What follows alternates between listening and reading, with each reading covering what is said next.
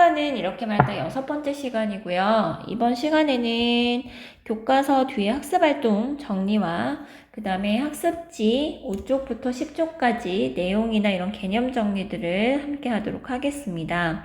그리고 그 다음 마지막 7번째 시간에는 모의고사 새 지문을 풀이를 할 거라서 여러분들이 먼저 모의고사를 풀고 저와 함께 풀이 강의를 들었으면 좋겠습니다. 학습활동 먼저 볼게요. 이거 되게 쉽죠? 집안일을 돌보지 않으며 아들에게 극진한 봉양을 받는다. 황만근의 어머니죠. 마을회관 변소에 있는 마을 공통의 분뇨를 벗어 바로 자기 밭에 뿌린다. 황만근은 아니죠. 다 공평하게 나눠주고 심지어 여신노인처럼 남편을 잊고 혼자 몸이 된 노인들에게 더 많이 줬다고 얘기를 했었죠. 그래서 황영서. 황만근을 하찮게 여겨 그의 실종을 소염을 주는 것보다 덜 중요하게 생각하는 사람은 동네 이장이고요. 황만근이 없어지고 나서 사람들을 불러 모아서 황만근의 소재를 수소문하는 사람은 민씨죠. 그 다음에 술에 취한 아버지 황만근을 집에 데려온 일을 항상 도맡아서 부축하고 업고 이랬던 사람은 황만근의 아들이었습니다.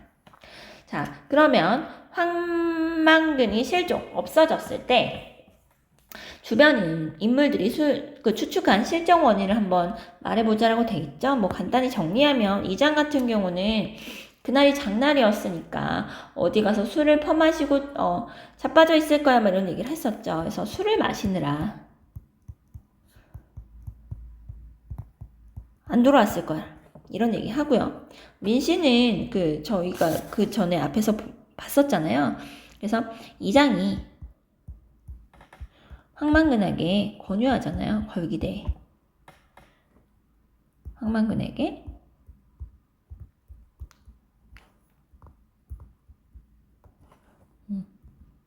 걸기대에 참가를 권유한 것을 알면서 이 걸기대, 이 장소에 가느라고 실종된 것이라고 추궁하고 얘기를 하죠.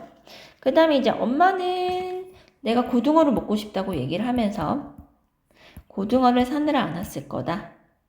아들은 자신이 목욕을 하고 오라고 해서 목욕탕이나 온천에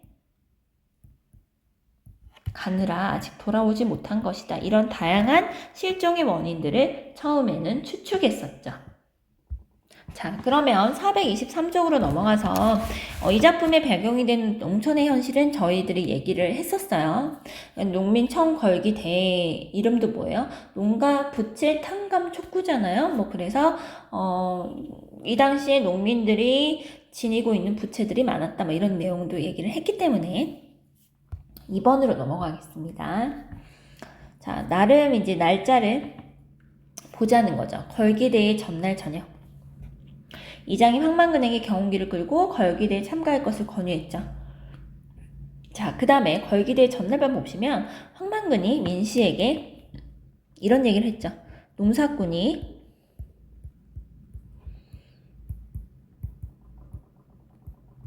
부채를 지면 안 된다는 이야기를 했습니다.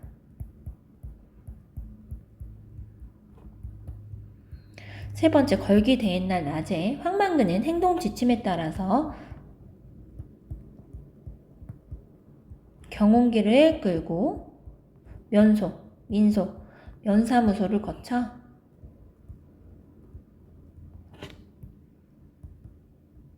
군청에 늦게 도착했죠. 경운기를 타고 가니까요.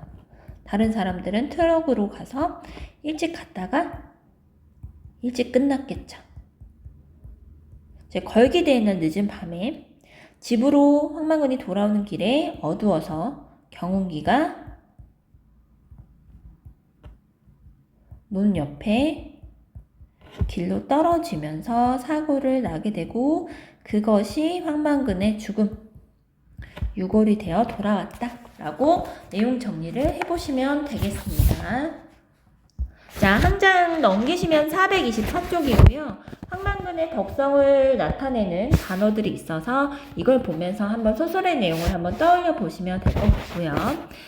이제 여기를 한번 좀 정리를 해볼게요.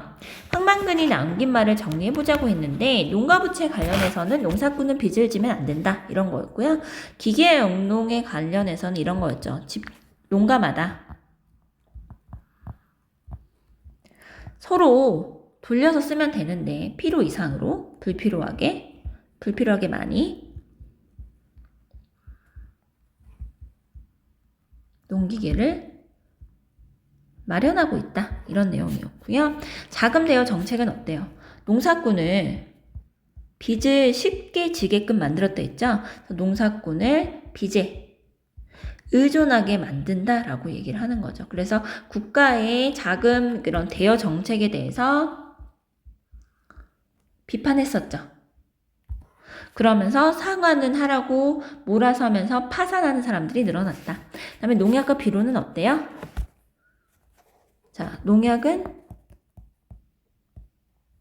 해롭고 비료는 지나치게 사용했을 때 보기만 좋은 열매를 얻는 것은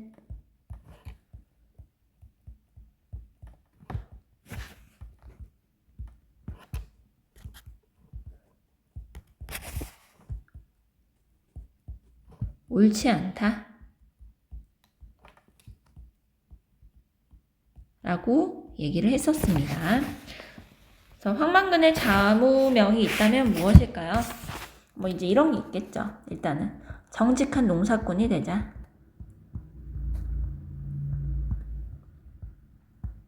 그 다음에 성실하게 노력하면서 살자.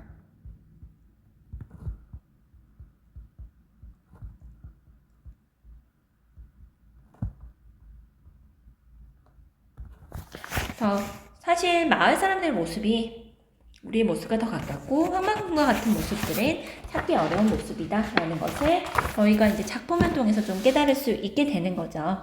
자, 이제 학습지 정리하도록 하겠습니다. 자, 학습지 5쪽 펴주세요. 자, 황만근은 마을에 굳은 일을 도맡아 한 사람이었고요. 다른 사람들에 대한 배려심이 있고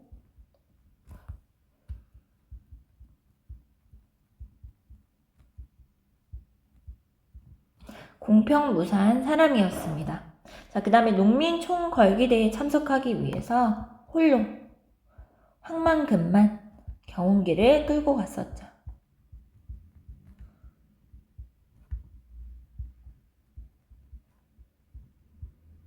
황만근의 말에도 있듯이 농사꾼은 부채를 져서는 안 된다는 소신을 가진 인물이었습니다. 모자랐지만 남을 생각하는 이타적이었고 성실한 사람이었다는 것을 저희가 작품을 통해서 확인할 수 있었죠. 그러면 이장은 어떤 사람이었나? 황만근의 실종에 분명히 책임이 있었죠. 걸기대에 참여를 권유했으니까요. 근데 이를 회피하고 자신의 일만 신경을 쓰는 이기적인 인물이었다. 민씨는 그 마을에서 외지인이었어요. 귀농한 지 얼마 안 된 외부인이었음에도 불구하고 마을에서 황만근의 진실성을 유일하게 인정해준 사람이었다라는 겁니다. 마을 사람들은 전체적으로 이제 황땡땡이들은 황만근을 무시하고 그를 있으나마나한 존재로 대우했고요. 황만근의 부재로 인해서 새삼 마을의 힘든 일을 그 사람이 대신해 왔다는 것을 실감은 하지만 아쉬워하는 정도였다라는 거죠. 그래서 전반적으로 마을 사람들은 다 비판의 대상이었다라는 겁니다. 자, 그러면 이제 전기의 1부터 좀 볼 건데요. 황만근 대신에 마을에 관 변소에서 분유를 퍼내는 일을 하게 된 사람은 황영석이었습니다. 그래서 황만근이 있었으면 내가 돈을 많이 줘도 안 할 텐데 이러면서 불평불만을 쏟아내면서 그 일을 했었죠.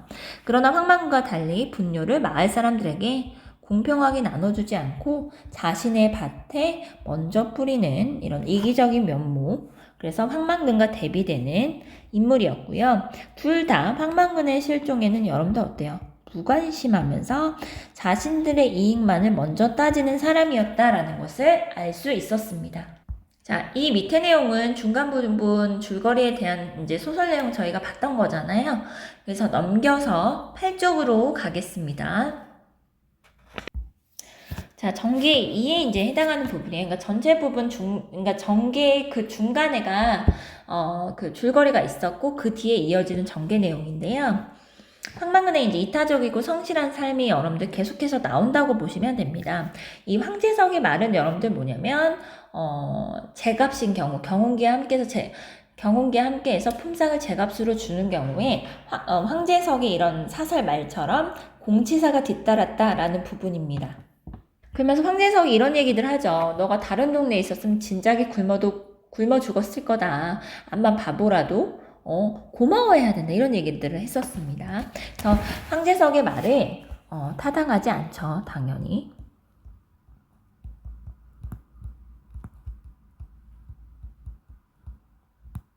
황제석은 황만군에게 동네 사람 모두에게 고맙게 여기라고 말하지만 정작 동네 사람들은 황만군을 보살피고 도움을 주기보다는 어때요? 부려먹죠. 바보로 취급하고요.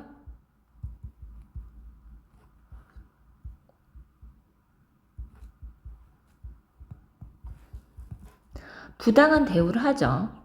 품삯을 절반만 주거나 어떤 때는 동네 일이면 돈을 한 푼도 안 줬다는 거죠. 그리고 자신들이 하기 싫은 온갖 굳은 일, 힘든 일들을, 꺼리는 일들을 황만군에게 다 시켰다는 거죠.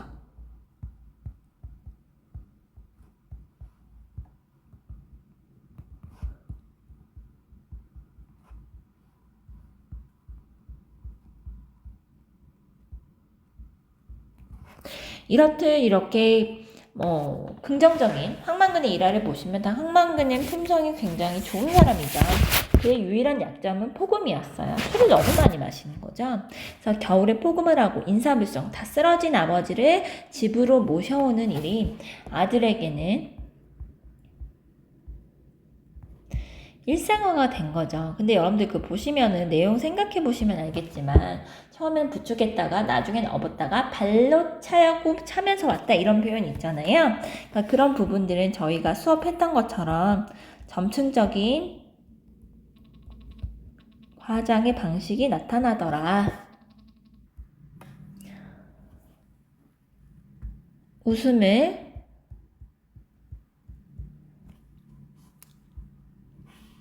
터뜨리게 하는 표현이 사용됐다는 것을 웃음을 유발하고 재미를 준다 뭐 이런 거죠.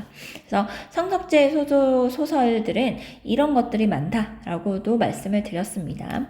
황만군과 마을 사람들은 당연히 대조를 이루죠. 대조를 이루면서 얼마나 황만군이 괜찮은 사람이고 마을 사람들은 얼마나 이기적인 사람인지 저희가 보여준다라는 것은 황만군의 수많은 일화를 통해서 저희가 봤었습니다. 그래서 이 사람은 이타적이고 자신을 희생하면서도 남을 배려하는 사람이었어요. 그렇지만 약간 모자란 평균 이하의 인물이었고요. 전통사회, 상부상조하고 남을 위하는 이런 전통사회에 더 어울리는 인물 유형이었다라고 보여집니다. 마을 사람들은 그에 반해서 굉장히 이기적이고요.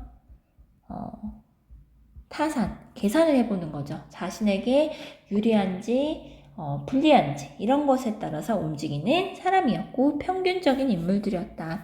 즉 자본주의 사회에서 흔히 볼 수 있는 사실 인물이라는 거죠. 그러니까 황만군 같이 자신을 희생하면서까지 남을 위하는 이런 인물들은 찾아보기가 어렵기 때문에 황만군 같은 인물을 오히려 민시도 그리고 작가도 긍정적으로 바라봤다라는 것을 알 수가 있는 거죠.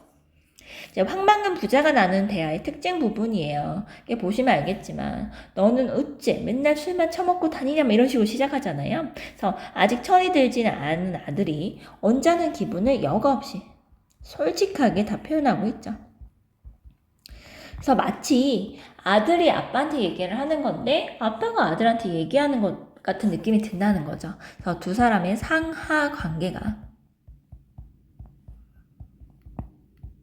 뒤집어진, 전복된 것처럼 보이더라 이거죠. 근데 또 그만큼 어떻게 보면 아버지와 아들 사이에 허물이 없음도 보인다.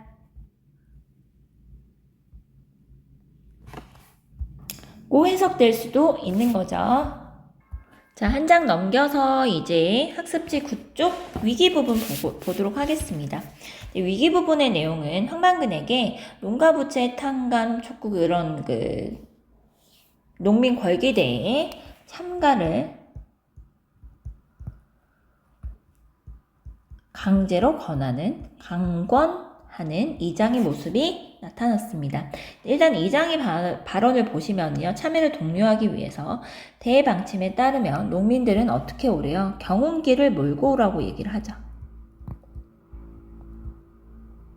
경운기를 몰고 면사무소 앞까지 집합한 다음에 이 많은 경운기들이 단체로 군청까지 국도로 거리 행진을 하자고 얘기를 했었죠. 국도로 행진하면서 단체 행동을 하자라고 분명히 얘기를 해놓는데 결과적으로 경운기를 몰고 나간 사람은 아시다시피 황만근밖에 없었습니다. 그 다음에 이제 중간에 이 모임의 와중에서 동네 전체가 야반 도주를 하는 일, 막 이런 얘기까지 나왔었죠. 그러면 그런 일에 나타난 시대적 상황이 무엇이냐 했을 때, 동네 사람들이 융자금을 빌리면서 서로 연대 보증을 서줬죠. 그러면서 부채를 갚지 못한 집들이 늘어났다. 그래서 이 부채 한 집이 못 갚으면 그 부채 상환의 책임을 다른 사람에게 지었죠. 그래서 사람들이 연쇄적으로 파산하다 보니 마을 전체가 파산한 경우도 있었다는 거죠. 그러니까 굉장히 심각한 문제였다라는 것을 아실 수 있고요. 그렇기 때문에 이러한 시대적 상황을 반영한 소설을 썼다라고도 볼 수 있는 겁니다. 절정 부분이에요.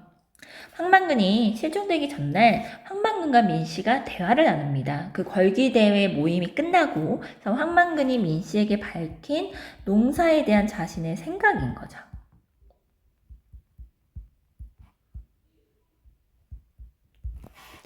자, 그래서 어떤 게 나타나느냐? 민씨가 전날 황만근에게 들은 말이 큰 따옴표로 인해서 직접 인용되기도 하고 민씨의 기억이나 해석에 따라서 이제 재정리가 되기도 했지만 가장 처음 시작하는 말은 이 말이었어요. 농사꾼은 빚을 지면 안 된다는 거였죠.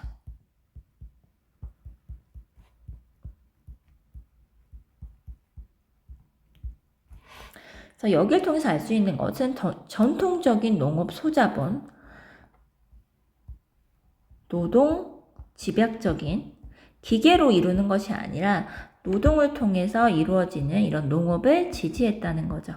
서로 빌려주면 되지 않느냐, 농기계도 이런 얘기들 했었잖아요. 또한 농업 효율화, 그러니까 기계 영농화 이런 걸 위해서 정부가 계속 돈을 선심 쓰듯이 빚을 엄청 쉽게 지게끔 만들었잖아요. 그래서 그런데 또 어때요? 상환 능력이 없는 사람들한테 돈을 갚으라고 막 재촉을 하고 몰아세우면서 파산한 사람들이 또 늘어났었죠. 그래서 이런 정부의 자금 대출 정책을 비판한 부분도 찾아볼 수 있었다라는 겁니다. 그래서 이런 농가 부채는 왜 생겼냐라고 봤을 때 이런 거죠.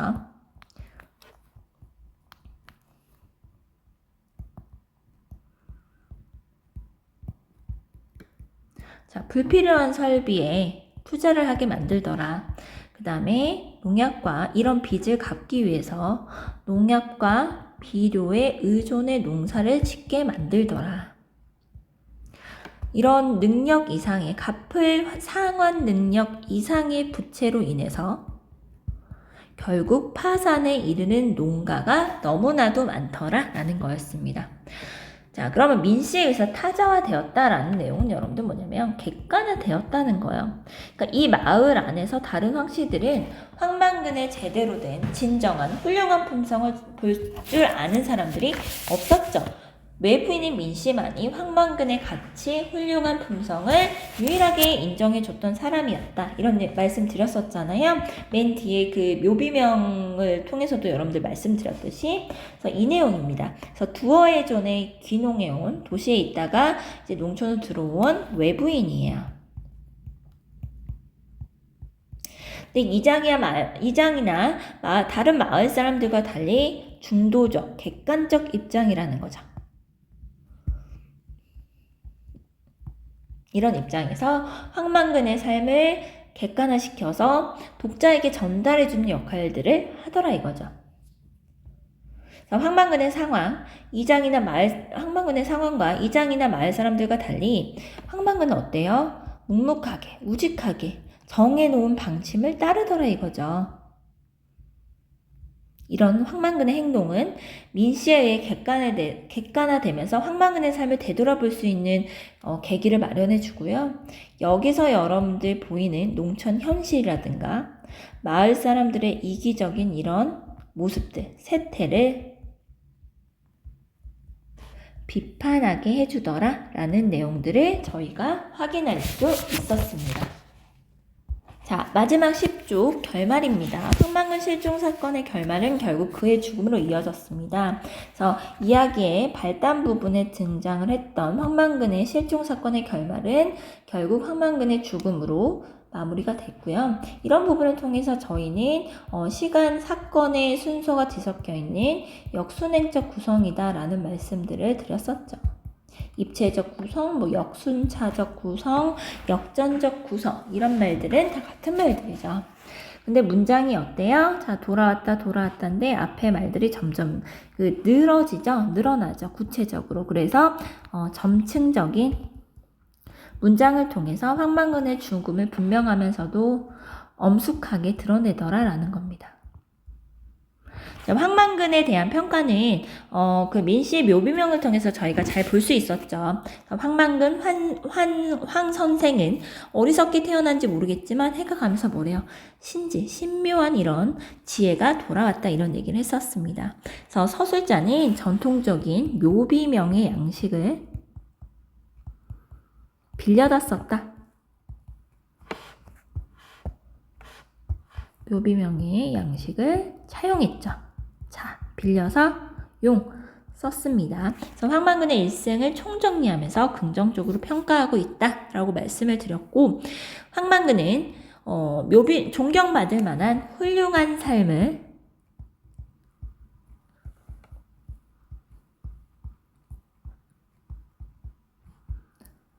살았다고 평가하고 있으면서 시작부터 황 선생이라는 존칭을 사용하고 있는 것을 저희가 확인할 수 있었습니다. 황만근의 죽음의 의미는 무엇이냐 이거죠. 마을 사람들이 자신이 일상생활에서 불편을 겪으면서 황만근의 부재를 실감하게 되잖아요. 그래서 황만근은 어때요? 마을 사람들에게 분명히 멸시당하고 비웃음을 당하는 존재임에도 불구하고 이 마을에서 굉장히 중요한 인물이라는 것을 또한 깨닫게 됩니다. 그래서 가족, 마을 사람들의 이런 이웃계에게 꼭 필요한 인물이지만 이런 황만근과 같은 사람은 아시다시피 사회에서 정말 찾아보기 힘든 훌륭한 덕성의 소유자라는 거죠. 자신이 손해를 보면서까지 남을 위해서 사는 것이 쉬운 일은 아니니까요. 자, 마지막 제재 정리하면서 마무리할 건데요. 단편 여러분들이 이렇게 저희랑 배울 때는 굉장히 긴 소설이다라고 느끼시겠지만 사실은 짧은 분량으로 봤을 때는 짧은 소설이고요. 농촌을 배경으로 해서 농촌 소설입니다.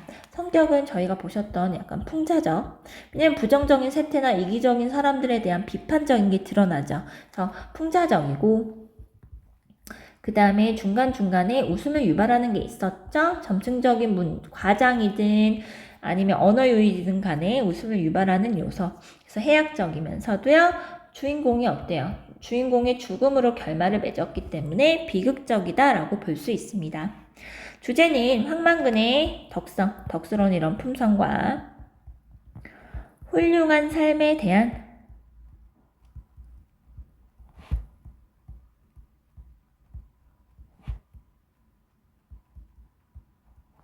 예찬이 들어있다라고 볼 수 있고요. 부채로 얼룩진 농촌 현실과 이기적인 마을 사람들의 모습을 통해서 각박한 인심에 대한 비판도 함께 나타나고 있습니다. 자신의 이익이 아니면 절대 손해보려고 하지 않잖아요. 특징 보시면 바보형의 우직한 인물이 주인공이고요. 이 사람을 통해서 이기적인 세상의 모습들, 사람들의 모습들을 비판하고자 했다라는 거고요. 특이한 점은 묘비명의 형식의 글을 맨 뒤에 덧붙여서 주인공 황만근의 삶을 평가하더라 이거죠. 약간 여러분들 고전소설의 가전체를 보는 듯한 느낌이 좀 들죠. 자, 세 번째, 사투리를 사용한 향토성, 그리고 인물의 언행을 통해서 우스꽝스러운 웃음을 유도하는 해학성이 드러나는 소설이었습니다. 오늘은 학습지 그리고 학습활동을 정리했고요. 다음 시간에는 저희가 배운 것을 적용해보는 모의고사 기출문제를 통해서 황만근은 이렇게 말했다 소설 수업을 마무리하도록 하겠습니다. 수고하셨습니다.